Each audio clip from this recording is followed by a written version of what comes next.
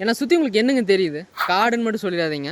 ஆமாங்க, அந்த மரத்தை தான் சொல்கிறேன். இந்த மரத்துக்கு பேர் ரெட் கம் அப்படின்னு சொல்கிறாங்க. யூக்கலிப்டஸ் ஃபேமிலியில் இருக்கிற ஒரு மரம். இது வந்து இப்போ ப்ளைவுட் பர்பஸ்க்கும் பேப்பர் பல்ப் பர்பஸ்க்கும் இங்கே யூஸ் பண்ணிட்டு இருக்காங்க. காந்தலூரில் ஆக்சுவலி இந்த மரம் கொஞ்ச நாளுக்கு முன்னாடி இல்லவே இல்லை. அப்புறம் எப்படி இது இங்கே வந்துச்சுன்னு கேட்டிங்கன்னா, நம்ம பிரிட்டிஷ்லாம் வந்து காஃபி பிளான்டேஷன்ஸ், டீ பிளான்டேஷன்ஸ் வச்ச டைமில் அவங்களுக்கு அந்த ப்ராசஸிங் பண்ணுறதுக்கு நிறையா ஃபயர்வுட் தேவைப்பட்டுச்சு.